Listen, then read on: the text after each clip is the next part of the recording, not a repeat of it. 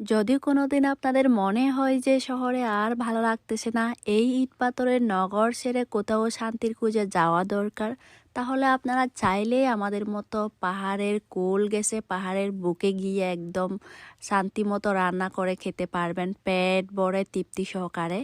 তো আমরাও সেদিন গিয়েছিলাম মূলত শান্তির খোঁজে ভাত মশা খা। আমাদের তঞ্চঙ্গা ভাষায় পিকনিক বা বনভোজনকে ভাত মশা খা বলে। আমরা, আমার ভাবি এলিশা, ক্যামেরাম্যান, দেন একটা সুতো বোন, আমার দিদি সহ কয়েকজনে মিলে মূলত গিয়েছিলাম। তো যাওয়ার পথে আমাদের খামার বাড়ি থেকে কয়েকটা শাকের আগা নিয়েছিলাম, মিষ্টি কুমড়াও কয়েকটা নিয়েছিলাম সিদ্ধ খাওয়ার জন্য, মূলত এগুলা নিচ্ছিলাম আমরা। তো একসাথে সবাই মিলে রওনা দিচ্ছিলাম, একটা বড় হাঁড়ি নিয়েছিলাম পাতিল আর কি রান্না করার জন্য।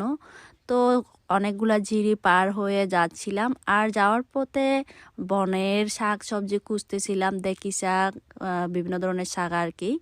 তো আহ, আমরা প্রায় অনেক দূরে যাওয়ার পরে মাছ কাঁকড়া খুঁজতেছিলাম, পাথরগুলা আলগিয়ে এর নিচে হচ্ছে কাঁকড়া থাকে মাছ থাকে, এগুলা টুকটাক করে সবাই মিলে খুঁজতেছিলাম।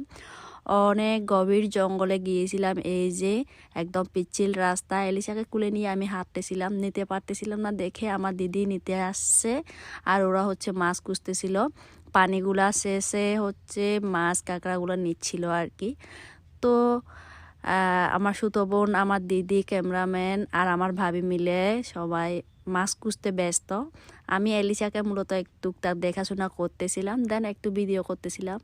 তো আমিও টুকটাক মাছ কাঁকড়া খোঁজার কাজে হেল্পও করেছিলাম, যেগুলো ভিডিওতে নেওয়া হয়নি, সবাই ব্যস্ত ছিলাম।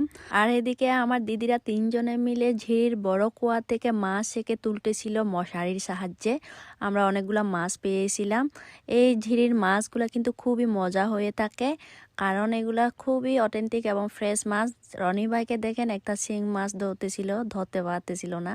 আর আমি এদিকে লাকড়ি খুঁজে একটা চুলা জ্বালিয়ে নিলাম ভাত বসাবো বলে, চালগুলা ভালো করে ধুয়ে নিচ্ছিলাম। আর এলিসা নিজের মতো করে বসে বসে খেলতেছিল।